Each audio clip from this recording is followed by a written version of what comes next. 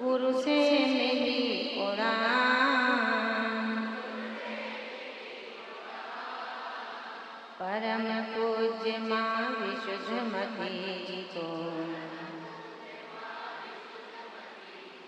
मेरा कोटि प्रणाम, मेरा नम्र प्रणाम। जबले तीर्थंकर आदिनाथ भगवान की, शांति विधायक तीर्थंकर श्री शांतिनाथ भगवान की, चैतन्य चिंतामणि तीर्थंकर श्री पार्श्वनाथ भगवान की, शासन नायक तीर्थंकर श्री महावीर स्वामी की, परम पूज्य गुरुदेव आचार्य श्री निर्मल सागर जी महाराज की, परम पूज्य गुरुदेव आचार्य श्री इंद्र नंदी जी महामुनिराज की, परम पूज्य गुरुदेव आचार्य श्री भरत सागर जी महाराज की, परम पूज्य गणनी आर्यिका श्री विशुद्धमती माता जी की, श्रीमान जैन धर्म की। बोलिए वंदनीय आर्यिका संघ की।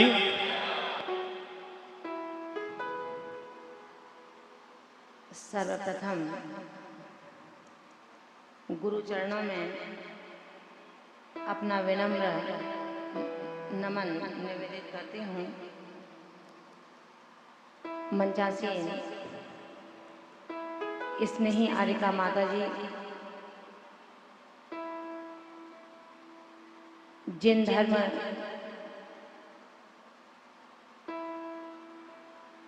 के श्रद्धालु भक्ति सरगम रस में सरोवार करने के लिए भाई केशव जी उनके साथी उपस्थित, जिन धर्म की प्रभावना के हेतु उपस्थित सम्यक ज्ञान पिपासु स्नेही भव्यात्माओं, गणधर वलय इस सेमिनार में हम सभी इस अपेक्षा से अध्ययन कर रहे हैं कि संसार की जो आपदाएं मुझे चैन से ना तो सोने देती हैं और ना चैन से उठने देती हैं, ये आपदाएं दूर हों और मैं बहुत ही शांति का सृजन करके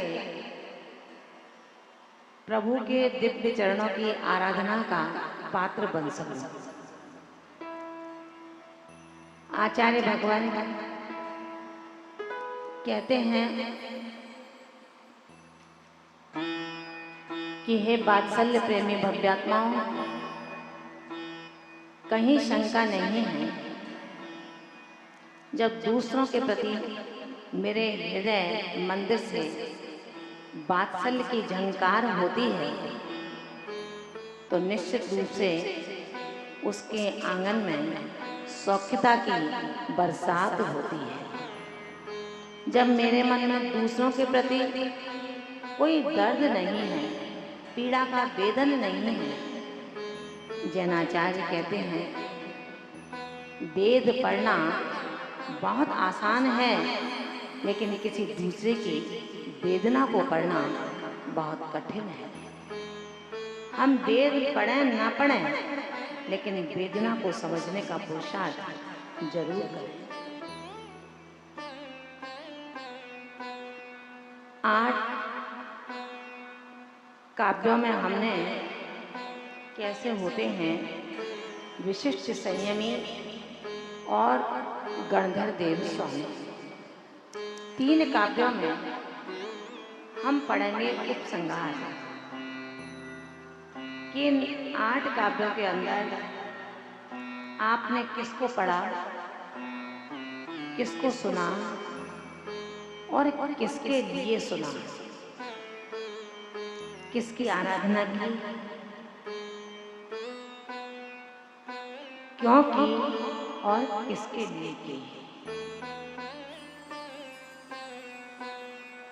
अपना पुरुषार्थ किसी दूसरे से मिलन नहीं कराता, अपना पुरुषार्थ स्व से मिलन कराता है। यानी कि समय पर आप यहाँ आते हैं समय को प्राप्त करने के लिए, समय पर समय से समय के लिए समय को मैं अपने हस्तगत कर लूं, समय के चरणों में झुक करके समय सारी बन जाऊं। मान भावों, बहुत ही अच्छा होगा कि हम अपने मन को बड़ा बनाएंगे, क्योंकि शरीर का कद कोई मायने नहीं रखता। कोई लंबे होते हैं, कोई लंबाई में कम होते हैं, कोई मोटे होते हैं, कोई कमजोर होते हैं। लंबाई कद शरीर का कोई मायने नहीं रखता। शरीर छोटा है बड़ा है, इससे ज्यादा महत्वपूर्ण है आपका मन छोटा है या बड़ा है।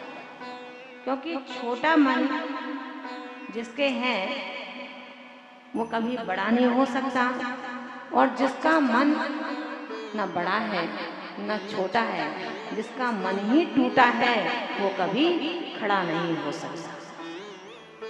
ध्यान रखना, अपने मन के लिए हम जीते जागते रहें।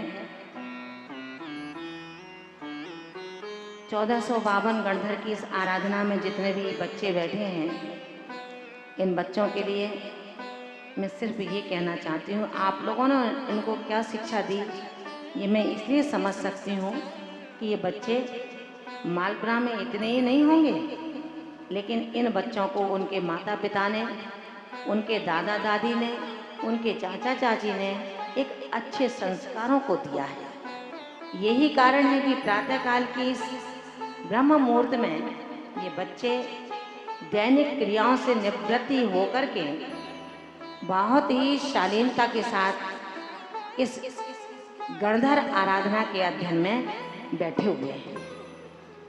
इन बच्चों को जो भी शिक्षाएं दी, बहुत अच्छी शिक्षाएं दी हैं, लेकिन अगर ये बच्चे जैन धर्म की सनातन परंपरा को न समझ सके तो शायद इन बच्चों के भावी सुंदर भविष्य के माता पिता हत्यारे सिद्ध हो सकते हैं। इसलिए इनको ये शिक्षा दें कि जैन और जैनी में क्या अंतर है, जैनी की पहचान क्या है, कौन होता है जैनी, कैसे बनता है जैनी। जैन कुल में जन्म लेने के बाद कोई नियत नहीं है कि आपको मोक्ष होगा ही होगा, लेकिन जैनी बनने के बाद नियति हो सकती है कि आप मोक्ष प्राप्त कर सकते हैं। जैन संप्रदाय के अंदर ये नहीं कहा गया कि आप जैन हैं, क्योंकि जैन तो जन्म लेने से बने हैं, लेकिन यदि कोई जैन नहीं है और जैनी के सिद्धांतों को अपना लेता है, ऐसा आत्मा तीर्थंकर महावीर का गणधर बन जाता है। ध्यान रखना महान भावों, हमें जैनी बनना है। जैन में कितनी आंखें होती हैं स्पेलिंग क्या है जैन की? JAIN। आई माने आँख। कितनी आँख है जैन में? बोलो ना। जैन में JAIN, आई माने आँख। कितनी आई है उसमें? कितनी आँख हुई फिर? एक आँख। और जैनी में JAIN, आई कितनी आँख हुई? 2। यानी कि एकांत के मत का जो मंडन करते हैं वो जैन हो सकते हैं, लेकिन जैनी बोलो। घर में बहुत लड़ती हो, यहाँ ऐसे ही बोला करो। जैनी में कितनी आंखें हैं? 2। भगवान महावीर जैन का नहीं, जैनी का संदेश देते हैं, अनेकांत का संदेश देते हैं, स्यादवाद का संदेश देते हैं। हमें अनेकांत की पुष्टि करनी है, हमें एकांत की पुष्टि नहीं करनी। एकांत सम्यक दर्शन से मोक्ष होता है, अनेकांत कहता है कि नहीं, सम्यक दर्शन से मोक्ष नहीं होता। एकांत कहता है सम्यक दर्शन, सम्यक ज्ञान से मोक्ष संभव है, और अनेकांत कहता है कि नहीं, अकेले सम्यक दर्शन, सम्यक ज्ञान से मोक्ष संभव नहीं है। अनेकांत ने कहा कि जब सम्यक दर्शन, सम्यक ज्ञान और सम्यक चारित्र के साथ आत्मा जुड़ जाता है तो वो मोक्ष का प्रार्थी बन जाया करता है। आज इसी स्यादवाद मंडित वेदी पर विराजमान 1452 गणधर देव की हम आराधना करेंगे। जो बच्चे प्रज्ञावंत होना चाहते हैं, मेधावी दूरदर्शी होना चाहते हैं, अपने जीवन को अनंत ऊंचाइयों से स्पर्श कराना चाहते हैं, वो बच्चे ये संकल्प ले लें कि हम अपने माता पिता के, हमारे परिवार में मुझसे जो बड़े होंगे उनके रोज चरणों का स्पर्श करूंगा। चाहे और जो कन्याएं हैं वो चरण स्पर्श ना करें, लेकिन जय जिनेंद्र उठते ही सबसे पहले बोलना चाहिए। बच्चे सभी ये अपने अंदर एक मन बनाएं कि मेरे माता पिता चाहे कैसे भी हों, लेकिन उनका आदर मुझे हमेशा करना है, उनका रेस्पेक्ट हम करेंगे तो ये प्रकृति आने वाला समय आप छोटे छोटे बच्चों को अपनी गोदी में उठा लेगा और तुमको बहुत बड़ा कर देगा। इसलिए हमेशा ये बच्चे ध्यान रखें, मेरे पेरेंट्स का मुझसे कभी अनादर ना हो जाए, उनका अपमान ना हो जाए।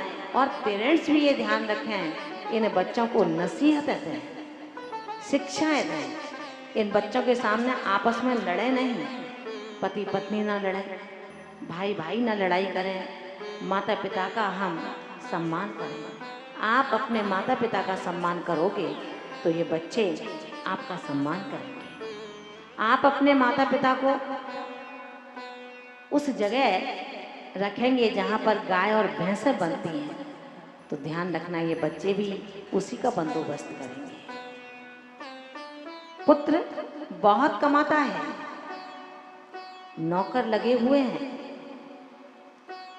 जब अपने सैया से भूमि का स्पर्श करता है तो जूते चप्पल पहनाने वाला भी कोई दूसरा होता है। पैसा है, हुकूमत है, लेकिन व्यवहार नहीं है। माता पिता आवाज लगाते रह जाते हैं कि बेटा विमल सुन ले, कहाँ फुर्सत है। ध्यान रखना, विमल के लिए नहीं कह रही हूँ, कोई भी विमल हो सकता है। माता पिता को आवाज देने में अच्छा लगता है, लेकिन बेटे को पिता की ओर झांकने में भी बुरा लगता है। जब वृद्ध हो गए माता पिता तो उनको कफ बढ़ जाता है। क्या? कफ बढ़ जाता है, खांसी होने लगती है, कफ अंदर बोलता है, ग्लानि बाहर वालों को आती है। कफ जिसके बोलता है उसको परेशानी नहीं, जो उसकी आवाज सुनता है उसके नाक मुंह चढ़ जाते हैं। पत्नी ने कहा कि सुनो, एक काम करो, माता पिता दोनों ही बुजुर्ग हो गए हैं, इनके नाक कान मुंह से कफ निकलता रहता है, अच्छा नहीं लगता। अपना स्टैंडर्ड कुछ बहुत अच्छा है, बड़े बड़े लोग आते हैं। एक काम करो, पिछवाड़े में इनकी व्यवस्था कर दो, हम भोजन पहुंचा दिया करेंगे। भारतीय संस्कृति पतिव्रता की संस्कृति है, पत्नी व्रता की संस्कृति नहीं है। लेकिन आज देश में उल्टी गंगा बह रही है। आलू को मांसाहार, दूध को मांसाहार और अंडे को शाकाहार कह रही है। ध्यान रखना महान भावों। पत्नी ने कहा, माता पिता वृद्ध हो गए हैं, कफ निकलता रहता है, इनको पिछवाड़े में व्यवस्थित कर देते हैं। पति चाहता तो कह सकता था कि नहीं, मेरे माता पिता हैं, इन्होंने ये घर बनाया है मेरे लिए, अब ये घर इनका ही है, अगर इनके कफ निकलता है तो मैं साफ करूंगा। लेकिन पत्नी व्रता, वो पुरुष जिसने अपने पौरुषत्व को शायद समाप्त कर दिया है, आज्ञा का पालन कर लेता है और माता पिता को पिछवाड़े में डाल देता है। पोते से कहता है कि जाओ बेटे, अपने पिता के दादाजी के लिए भोजन दे करके आओ। भोजन दिया। रोज एक नया घड़ा तोड़ता था और नए घड़े का जो ठीकरा बनता था उसमें भोजन अपने पोते से अपने माता पिता के पास भेज देता था। एक दिन समय गुजरता गया, एक लंबा समय हो गया। आयु जितनी है उतना भोग तो होगा, चाहे हम कितना भी पुरुषार्थ क्यों ना करें। वृद्ध माता पिता पुत्र से बोलने के लिए मचल जाते थे, देखने के लिए आंखें थक जाती थीं, लेकिन पुत्र कभी नहीं आता था क्योंकि पत्नी का आदेश नहीं था। पोता जाता था। एक दिन पुत्र की छुट्टी थी, उसने कहा आज घर की सफाई कर लेते हैं। पति और पत्नी सफाई में लगते हैं। अंदर एक कमरा होता है, उसमें देखते हैं कि जिस ठीकरे में हम माता पिता को पुत्र के द्वारा भोजन कर भिजवाते थे, वो ठीकरे का एक बहुत बड़ा ढेर लगा हुआ है। पिता ने पूछा कि बेटे ये क्या किया है, क्यों इकट्ठा किया है, इसको तो फेंकना चाहिए था। छोटे सा करके तोड़ूंगा, जब आप दादा दादी जैसे वृद्ध होंगे तो आपके लिए यही व्यवस्था रहेगी जो मेरे दादा दादी के लिए व्यवस्थाएं रही।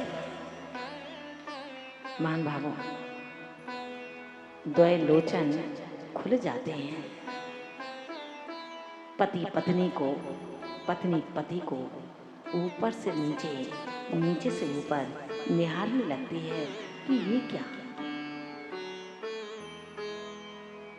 जैन साहित्य नहीं वरन भारतीय साहित्यिक विधा कहती है, मत शिक्षा दो इन बच्चों को चांद सितारे छूने की। मत शिक्षा दो इन बच्चों को चांद सितारे छूने की। चांद सितारे छूने वाले छू मंतर हो जाएंगे। अगर दे सको शिक्षा दो तुम इन्हें चरण छू लेने की। जो मिट्टी से जुड़े रहेंगे रिश्ते यही निभाएंगे, रिश्ते यही निभाएंगे। मान भावों, 1452 गणधर बनना बहुत आसान नहीं है। भगवान शांतिनाथ का जो जीव था और उनके गणधर चक्रायुध, अगर उनके बारे में आप जानकारी करोगे तो लगेगा कि हम कहाँ पर हैं। ऊंट जब तक पहाड़ के नीचे नहीं आता तो समझता है सबसे बड़ा दुनिया में यदि कोई है तो सिर्फ वो मैं हूं। और जब पहाड़ के नीचे आता है उसका मान गलित हो जाता है, इस दुनिया में मुझसे भी ऊंचा कोई और है। चक्रायुध और शांतिनाथ का जीव। शांतिनाथ पर्याय के 12वें भव पहले अनिंदिता नाम की रानी उनकी पत्नी थी। इतना गाढ़ प्रेम था। धर्म और धर्मात्मा की जब संधि मिलती है तो एक तीर्थंकर दूसरा गणधर बन जाता है। आप भी अपना वात्सल्य भाव इस तरह का परिवार में बढ़ाइए कि यदि आपकी पत्नी है तो पत्नी बुरी नहीं होती, लेकिन पत्नी को केवल पत्नी मत समझो, उसे मित्र और द्रव्य दृष्टि से कभी तीर्थंकर भी मानो। माता पिता, आपके भाई जो दोनों एक साथ खेलते हो, लेकिन आज क्या हुआ, छोटे से आंगन में 2 दीवार खड़ी कर लेते हो। गणधर जब बनते हैं तो उनका हृदय बहुत विशाल होता है। आपको भी गणधर बनना है, आपको भी समर्षण में जाना है, आपको भी तीर्थंकर बनना है। क्यों लड़ते हो आपस में भाई भाई? भाई भी जिंदा नहीं है आपका और भाईचारा भी जिंदा नहीं है। भाईचारे को जिंदा रखो। मैं आपको केवल ये बताना चाहती हूँ कि ना जाने आपका कौन सा पुण्य आपको तीर्थंकर से मिला देगा, आपको चक्रवर्ती का पद दिला देगा, आपको सर्वार्थ सिद्धि अच्युत आदि कल्पवासी देवों में जन्म दिलाने के योग्य बना देगा। थोड़ी सी अहंकार की काई को हटाना पड़ेगा। आपके जीवन में जो ईगो अटकता है, मिलने नहीं देता कि अरे मैं बड़ा हूँ, कौन बड़ा होता है? निश्चित रूप से बड़ा कौन है? दही बड़ा, जो दही में पड़ा वो बड़ा है। कैसे बना वो बड़ा, पता है क्या? बाजार से मूंग की दाल को लाया गया, उसको पानी में भिगोया गया, फिर भी तसल्ली नहीं मिली इस इंसान को। उसको रगड़ा गया, उसके छिलके अलग किए गए। जब छिलके शरीर से अलग हो गए, फिर भी रे मानव तू शांत नहीं हो पाया। तूने अब उसको पीसना शुरू कर दिया। पीस दिया। पीसने के बाद नमक, मिर्ची, धनिया, मसाले डाले। अब उसको इतना फेंटा, उसके बाद अब तो छोड़ दो। नहीं, अब अग्नि पर जो कढ़ाई में तेल है वो ठंडा नहीं, गर्म है, उबलता हुआ है। उसमें आपने एक एक पकौड़ी के रूप में उसमें छोड़ दिया। फिर भी शांति नहीं है, अभी कच्चा है, सिकने दो। अग्नि की ताप पर सिकता है, वो पकौड़ा बनता है। उसे नीचे उतारा, क्या बना? क्या बना? बड़ा नहीं बना, पकौड़ा बना। अभी बड़ा नहीं बना, अभी पकौड़ा बना है। जब उस पकौड़े को आप दही में डाल देते हो, दही को चारों ओर से अपने ऊपर लपेट लेता है, तब कहते हैं उसको बड़ा। आपने चारों ओर किसको लपेटा है? आपने, उस तो पकौड़े ने लपेटा। आप किसको लपेटते हो? आप किसको लपेटते हो? कसायों को, दंभ को, अभिमान को, अहंकार को। ध्यान रखना, आप वात्सल्य को लपेटो तो आप बड़े बनोगे। परिवारिक जनों के आगे झुक कर के रहो, आप बड़े बनोगे। बड़े का रहस्य केवल ऊंचाइयों को छूना नहीं होता। ऊंचाइयां छू करके जो दंभ ना करे, अभिमान ना करे, दूसरे के लिए तैयार रहे, उसे बड़ा कहते हैं। 1400 गणधर स्वामी के लिए हम सभी नमस्कार करते हैं कि हे प्रभु, आपने कितना सहन किया होगा जब आज आप दुनिया भर में पूजे जा रहे हैं।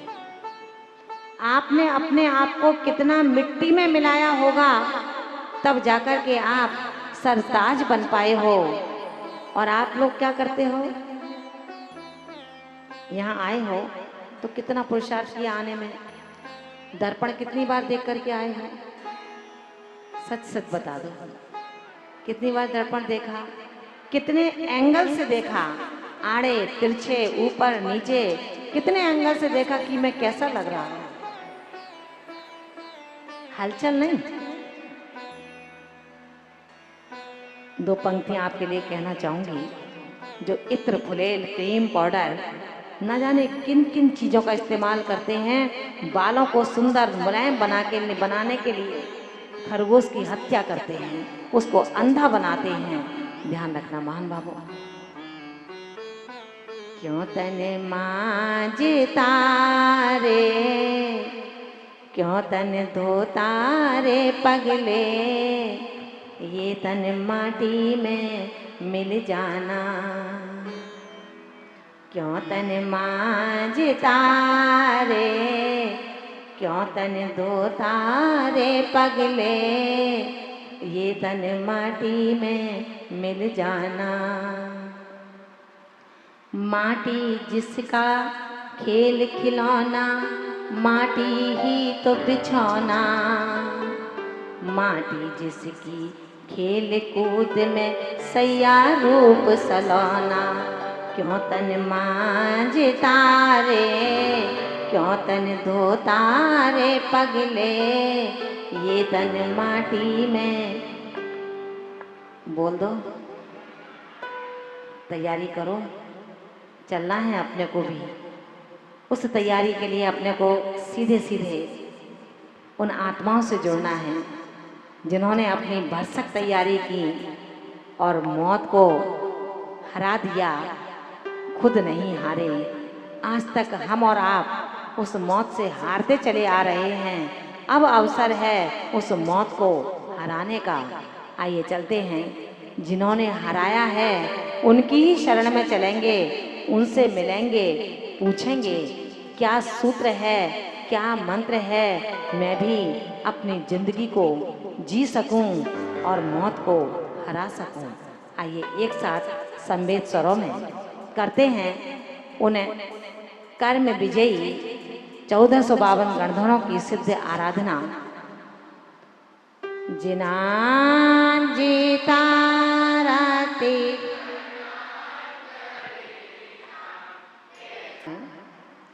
आज नौवां काव्य पढ़ेंगे जिसके अंदर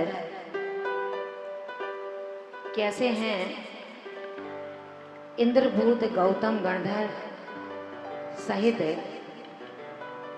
1452 गणराज जो अपने मुनिगणों के साथ में धर्म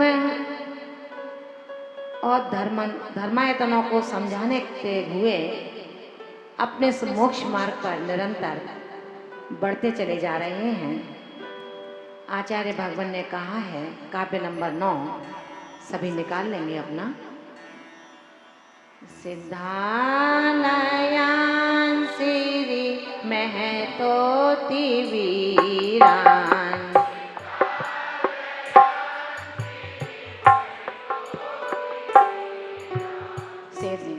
सिद्धालयान श्री महतोति वीरान,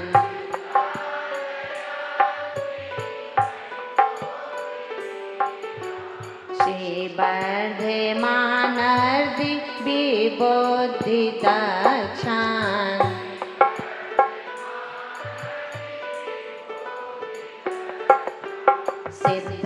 सिद्धालयान श्री महतोति वीरान,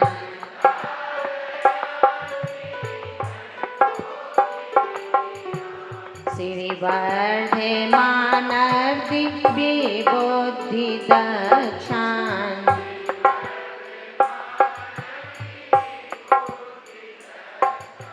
सर्वान् मुनीन् मुक्तिवरा नृसिंहान्,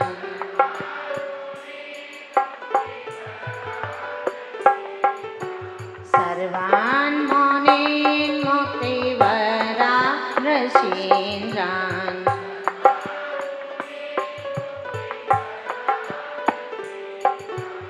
स्तुवे गणे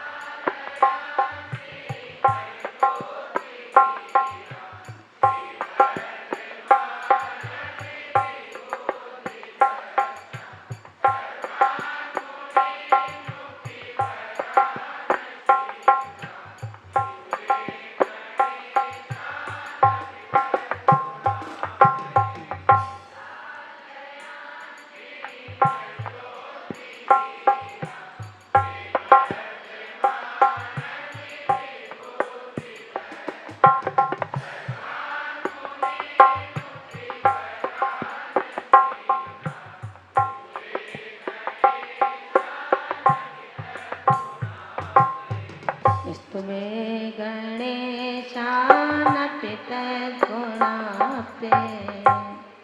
भैया मनीष भैया माइक पहुंचा दो पीछे जरा। विराजमान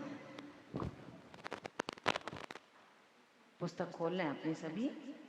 सिद्धालयान सिद्धालय में विराजमान श्री महत अति वीरान। श्री महतोती है ना, श्री महत अति वीरान। जो महत माने महान, श्री माने लक्ष्मी, जो श्री अति महान है, जो लक्ष्मी अति महान है, ऐसी श्री अति महान अति वीरान अतिवीर। अतिवीर श्री वर्धमानर्धि विबुद्धि दक्षान। श्री वर्धमान और विशिष्ट बुद्धि रिद्धि में दक्षान दक्ष कुशल। कौन? सिद्धालयान सिद्धालय में विराजमान श्री महत श्री अति महान अति वीरान यानी कि अतिवीर श्री वर्धमानर्धि विबुद्धि दक्षान। श्री वर्धमान और विशिष्ट बुद्धि रिद्धि में दक्ष कुशल। रिद्धियों में निकल रहा है कि कौन है ऐसे जो सिद्धालय में विराजमान हैं और इन विशेषताओं से संयुक्त हैं।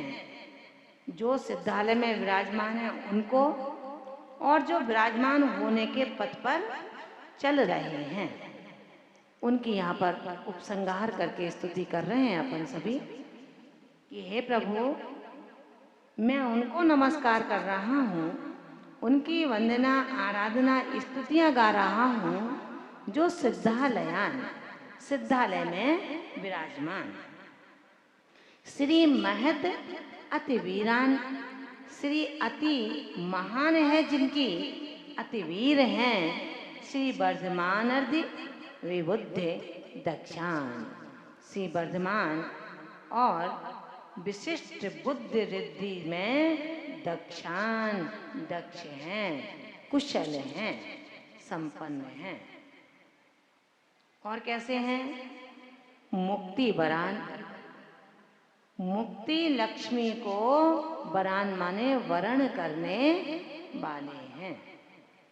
जो सिद्धालय में विराजमान है उनकी भी स्तुति कर रहा हूँ और जो सिद्धालय की ओर बढ़ रहे हैं उनकी भी स्तुति कर रहा हूँ। एक तीर्थंकर हैं जो विपुलाचल पर्वत पर समव शरण के मध्य में विराजमान हैं, उनके दर्शन हो रहे हैं। एक वो आत्मा है जो भावी तीर्थंकर है, इसी भरत क्षेत्र के प्रथम तीर्थंकर बनकर के जन जन को जिन धर्म का प्रकाश प्रदान करेंगे। अभी शासन किसका चल रहा है? इसके बाद 84,000 वर्ष बाद किसका शासन चलेगा भरत क्षेत्र में? किनका? महापद्म का। बहुत अच्छा है। महापद्म कौन है आपके? आपने नाम तो ऐसे लिया, बच्चों का नाम लेते हैं महापद्म का। महापद्म तीर्थंकर होंगे। अभी कहाँ पर है वो? हैं? कौन से नरक में है? पहले नरक में हैं, लेकिन 84,000 वर्ष बाद 6 महीने जब उनकी आयु के अवशेष रहेंगे, रत्नों की वृष्टि होगी, नगरी की रचना होगी, देव और देवियों का परिमंडल उस अयोध्या के राज्य को प्रक्षालित करेगा। आज कहाँ पर है? हम नरक में। विचार करना महान भावों। संसारी भव्य आत्मा उनको भी अर्घ चढ़ा रही है और जब वो तीर्थंकर होंगे तब उनके चरणों का प्रक्षालन करके उनको अपने आप को धन्य मनाएगी। और जब वो दीक्षा लेंगे, दीक्षा के बाद जब उनका आहार होगा तो कौन आहार देंगे? हाथ ऊंचे करें। कह दो माता जी अभी नहीं दे रहे तो तब क्या देंगे? ध्यान रखना, यहाँ के ही संस्कार जाएंगे जो यहाँ पर प्रति समय शुद्धि पूर्वक, अशुद्धि पूर्वक नहीं। अगर आपने उस चारित्र शिरोमणि की चर्या में किंचित भी प्रमाद से दोष कर दिया, आप घर से 16 पहन करके आ रहे हैं, गलती से किसी कागज पर पैर पड़ गया, गलती से किसी धागे पर पैर पड़ गया, किसने देखा है? यहाँ पर पैर धोए, मोटे मोटे छींटे डाल दिए, हो गई शुद्धि। ध्यान रखना, अगर ऐसा किसी ने भी किया है तो इतना पुरुषार्थ करने के बावजूद भी अगर मिथ्या दृष्टि आत्मा है तो भोग भूमि की व्यवस्था बनती है, और सम्यक दृष्टि आत्मा है तो स्वर्गों की व्यवस्थाएं बनती हैं। लेकिन इन दोनों से हट करके जिसने प्रमाद बस चारित्र के में, चारित्र शिरोमणियों की चर्या में कहीं भी प्रमाद बरता है, झूठ से, मायाचारी से अमर्यादित वस्तु को दे दिया, जिसकी मर्यादा 24 घंटे की होती है लेकिन शुद्धि नहीं रह सकती। आपके पकोड़े की मर्यादा कितनी? जो पकौड़ा तेल में पका है उसकी मर्यादा 6 घंटे की नहीं है। नमकीन सेब बनाते हो, कितनी मर्यादा है? चंद्रकांता जी, चंद्रकांता जी बता देंगी, चौके में मास्टर हैं। कितनी मर्यादा है नमकीन सेब की? मैसूर पाक की कितनी मर्यादा है? उसकी 24 घंटे की मर्यादा है। लेकिन मर्यादा कब है? जिस चौके में आप उस द्रव्य को उठा करके रख रही हैं, उस चौके में कोई बिना सोले वाला अंदर न जाए, तब है। हम रोटी पराठे फ्रिज में रख देते हैं, दाल सब्जी फ्रिज में रख देते हैं, ये चौका नहीं रहता, ये आपके ग्रस्त का चौका बन जाता है। इतना पुरुषार्थ करने के बावजूद भी सम्यक दृष्टि आत्मा, मिथ्या दृष्टि आत्मा जो आहार दे रहा है, मिथ्या दृष्टि है तो भोग भूमि में जाएगा। उत्तम पात्रों को आहार दिया तो उत्तम भोग भूमि में जाएगा, मध्यम पात्रों को आहार दिया मध्यम भोग भूमि में जाएगा, जघन्य पात्रों को आहार दिया जघन्य भोग भूमि में जाएगा। इनसे हट करके यदि प्रमाद बस, मायाचारी बस अपने किसी दोष को छिपा लेता है तो भोग भूमि की बजाय कुभोग भूमि में जाएगा।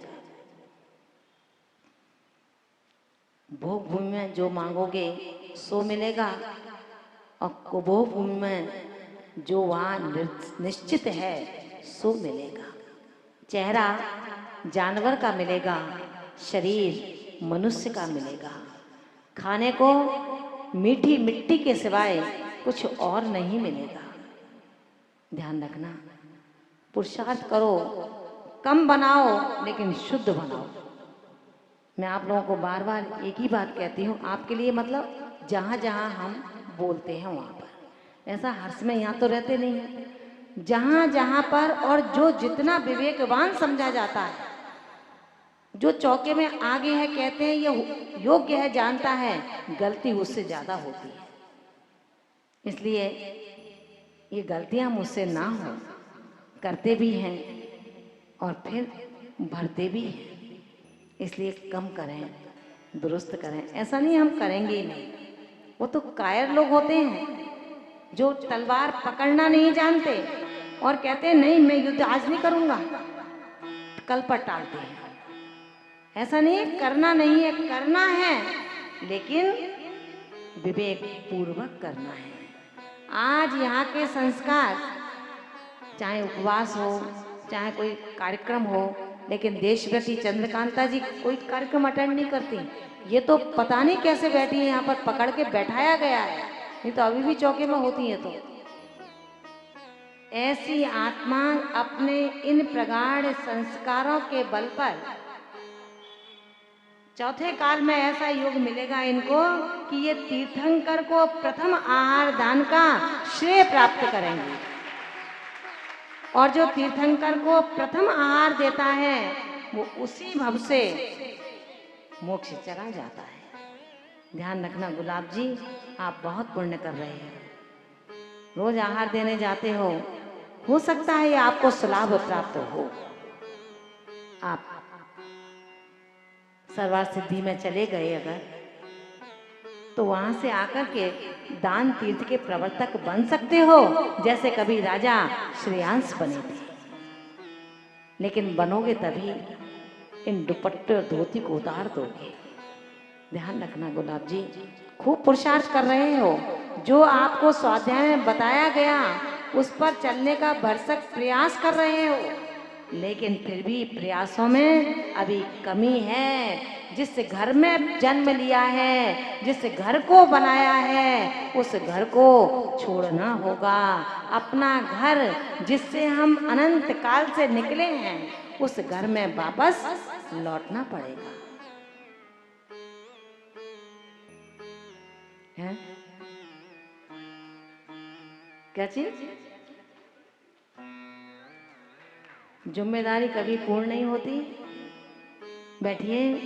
वज्रदंती चक्रवर्ती जब 1000 पुत्रों को बुला करके कहते हैं कि हे पुत्रों, संभालो राज्य भार को, अब मैं ज्ञानेश्वरी दीक्षा ग्रहण करूंगा।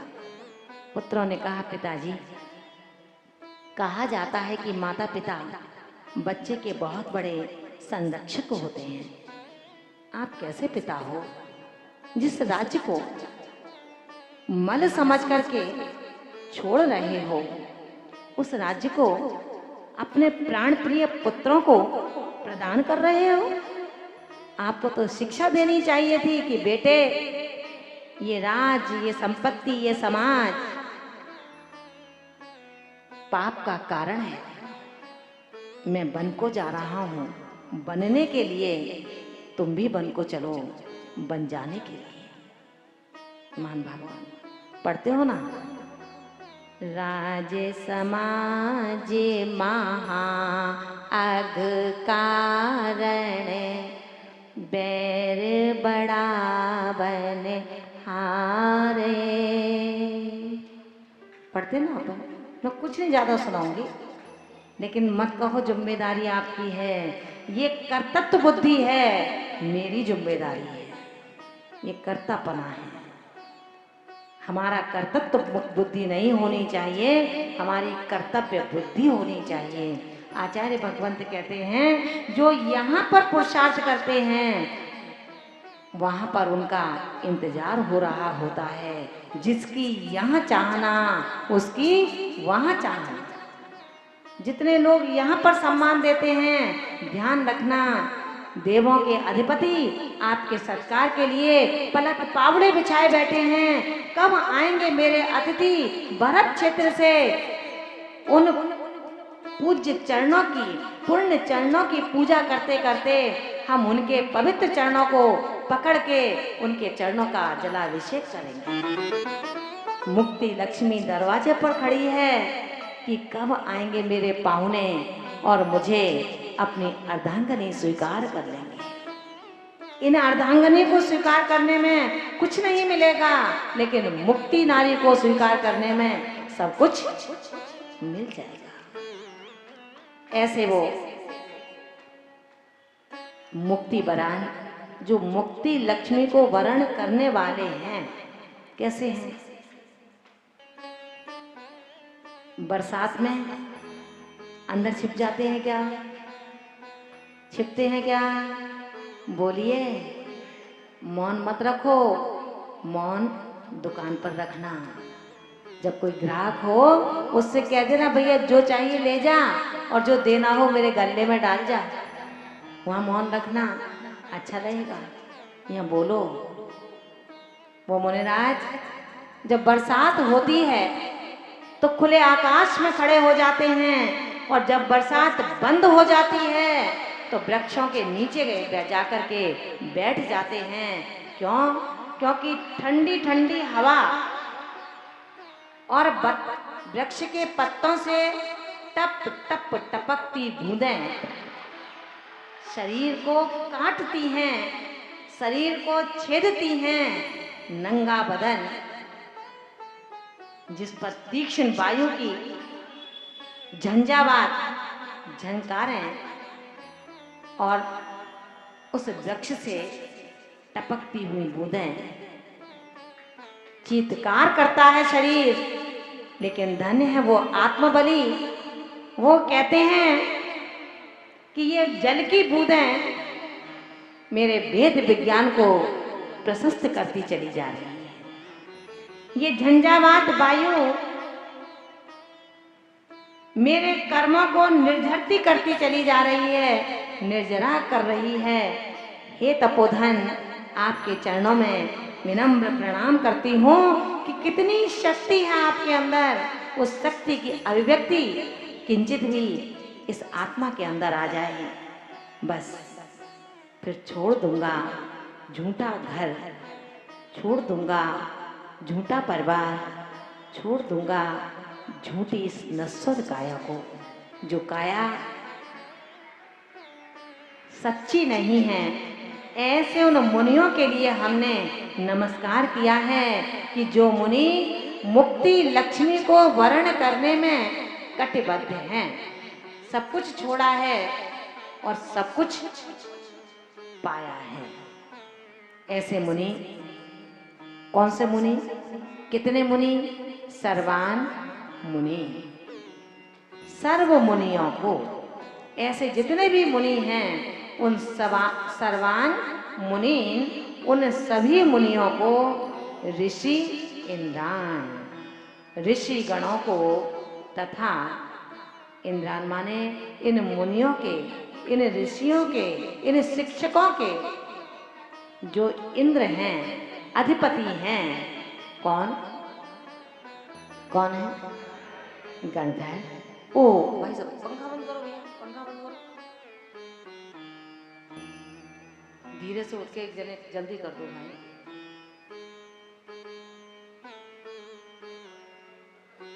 वीर हैं श्री वर्धमान भी बुद्धि दक्षान। श्री वर्धमान और विशिष्ट बुद्धि रिद्धि में दक्ष हैं, कुशल हैं, मुक्ति वरान। ऐसे मुक्ति लक्ष्मी को वर्ण करने वाले सर्वान मुनि, सब मुनियों की, ऋषि इंद्रान, सभी ऋषियों की, सर्व इंद्रान, उन ऋषि मुनियों के इंद्रों की, कौन? गणधर देवों की। तद गुणात्मय, उनके गुणों की प्राप्ति के लिए अहम स्तुवे, मैं स्तुति करता हूँ। समझ में आया? लिखा दें, लिखिए। सिद्धालय, सिद्धालय में विराजमान, सिद्धालयान, सिद्धालय में विराजमान श्री महत अतिवीरान,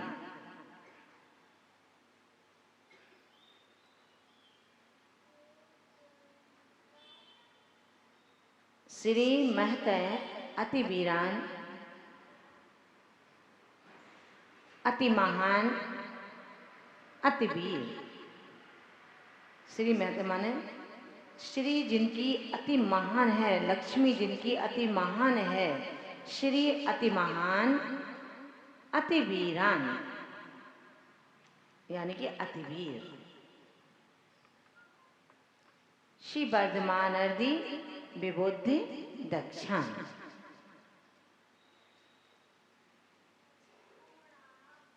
श्री वर्धमान अर्धि विबुद्धि दक्षान, श्री वर्धमान और विशिष्ट बुद्ध रिद्धि में जो कैसे हैं? दक्षान, दक्ष हैं, कुशल हैं।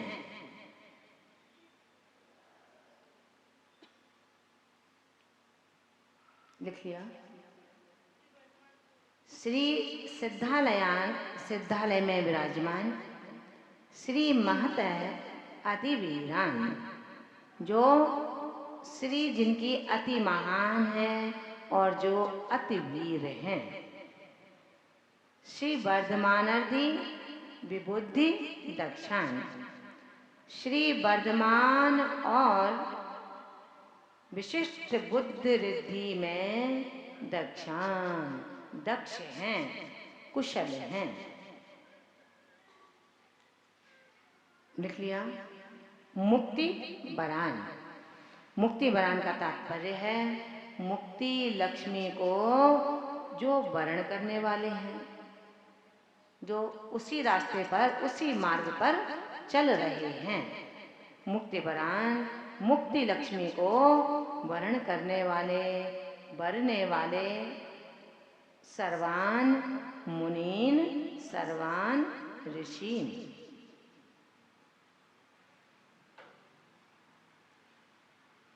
सर्वान मुनीन माने सब मुनियों की, सर्वान ऋषि सभी ऋषिगणों की,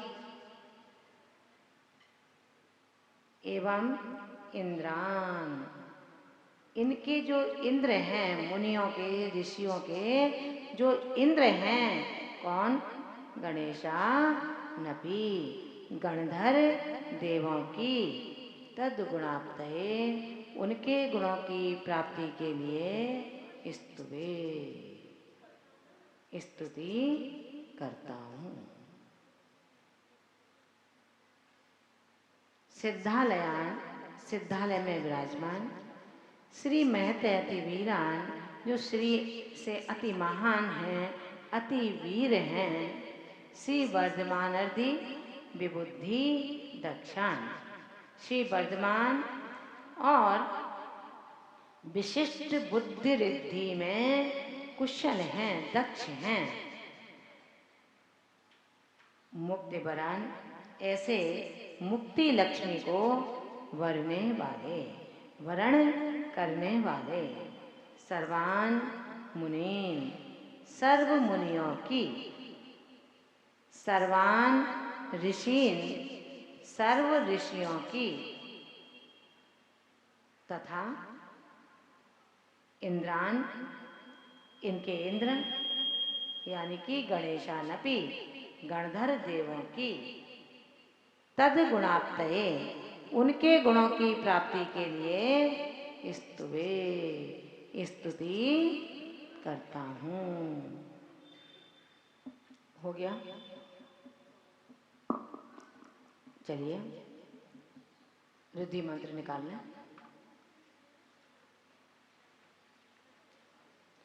नमो अरिहंताणं नमो सिद्धाणं नमो आयरीयाणं नमो उवज्जायाणं नमो जिणाणं नमो ओहिजिणाणं नमो परमोहिजिणाणं नमो सब्बोहिजिणाणं नमो अनन्तोहिजिणाणं नमो कोट्टबुद्धीणं नमो बीजबुद्धीणं नमो पदानुसारीणं नमो सभिन्नसोदाराणं नमो स्वयं बुद्धाणं नमो पत्ये बुद्धाणं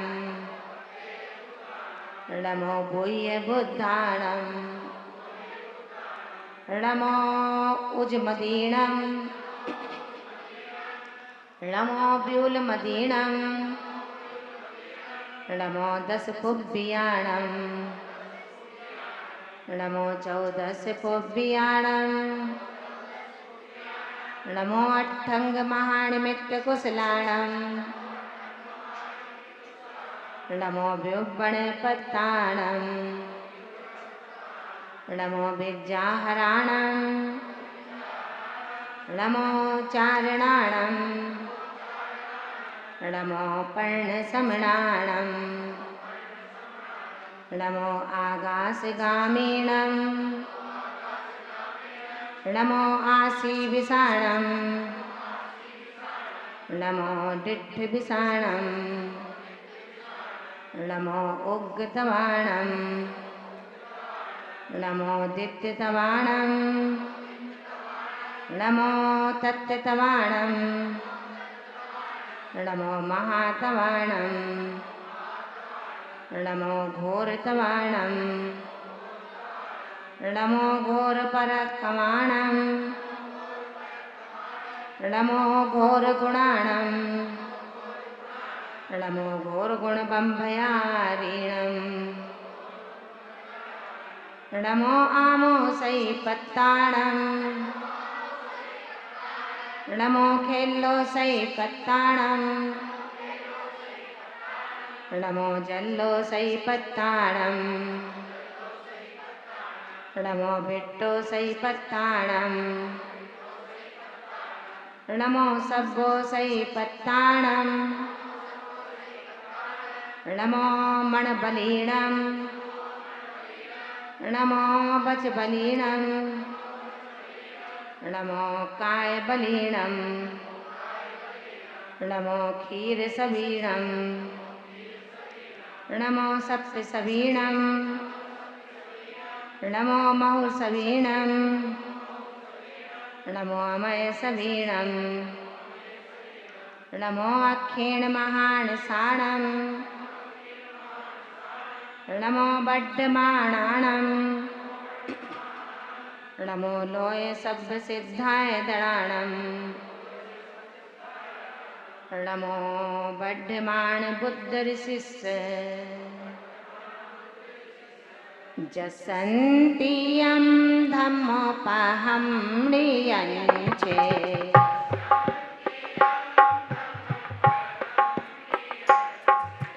कसन्तियं बेडेयं पौंजे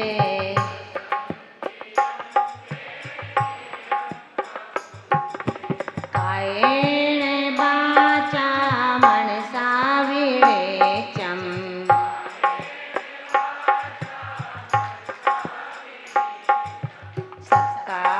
सत्कारयेतं शिरपञ्चमेन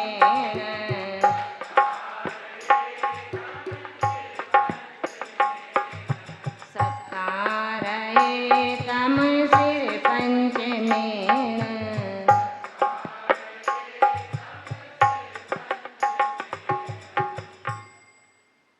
अपने अपने पुस्तक को अपने अपने बैग में रख लीजिए आप सभी। और मुझसे जो कल प्रश्न किया था औत्पत्त की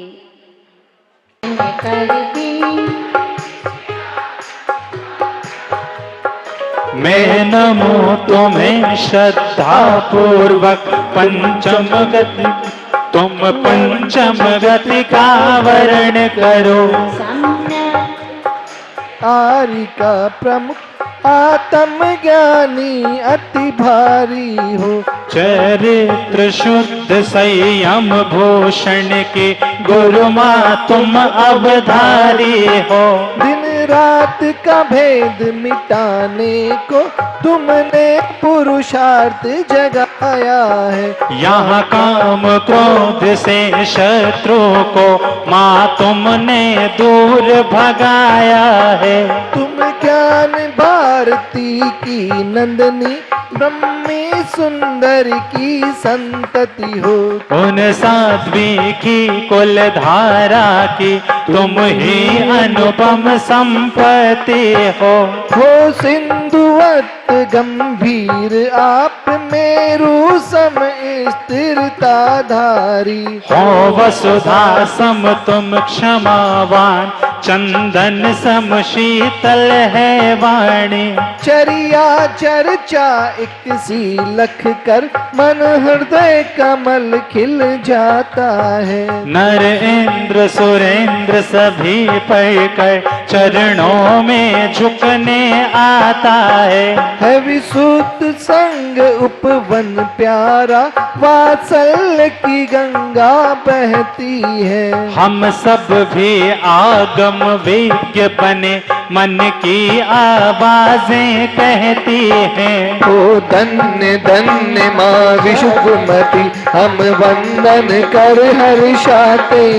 शत शत वंदन शत बार नमन, चरणों में करने आते हैं। शत शत वंदन शत बार नमन, चरणों में करने आते हैं।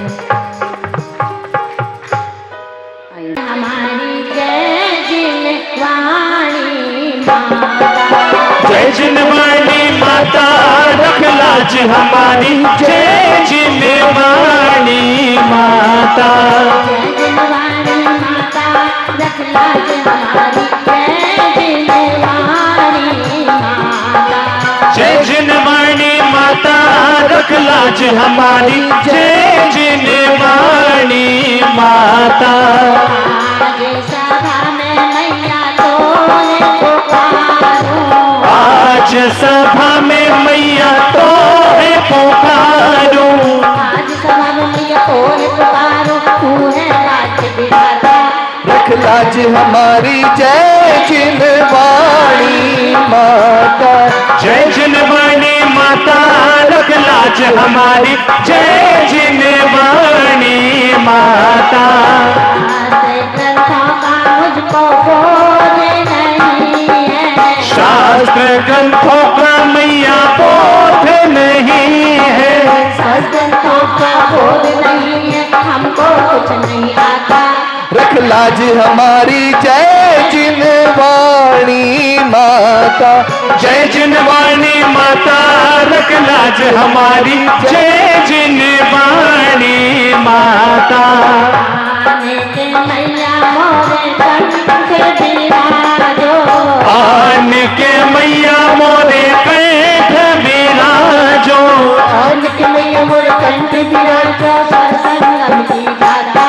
रख लाज हमारी जय जिनवाणी माता। जय जिनवाणी माता, रख लाज हमारी। जय जिनवाणी माता,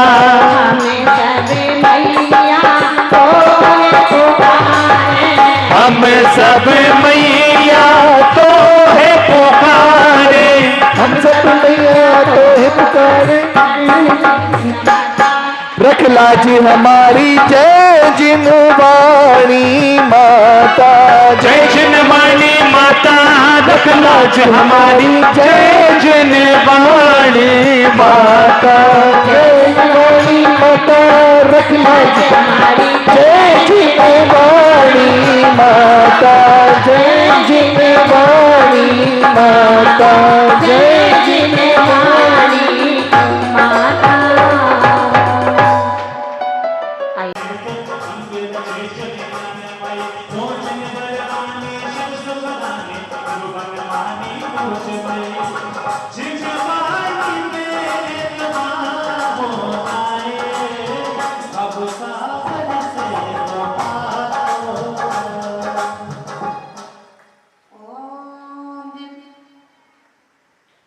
जिनको बहुत सरस्वती देवी जनादि अर्घम निर्भुवानी सोहा की आवाज तो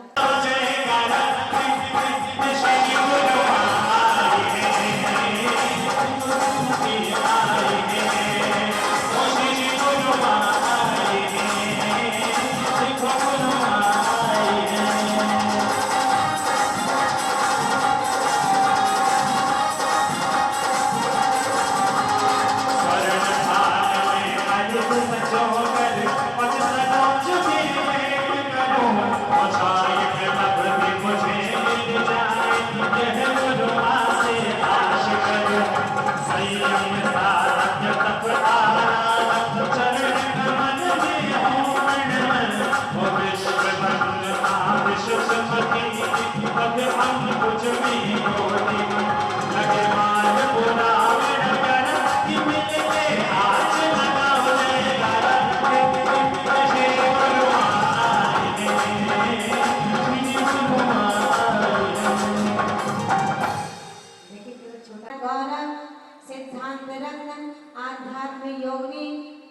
सर्वाधिक दीक्षा प्रदात्री गणनी आर्यका श्री विशुद्धवती माता जी चरण कमलेभ्यो जनादि अर्घम निर्वामी।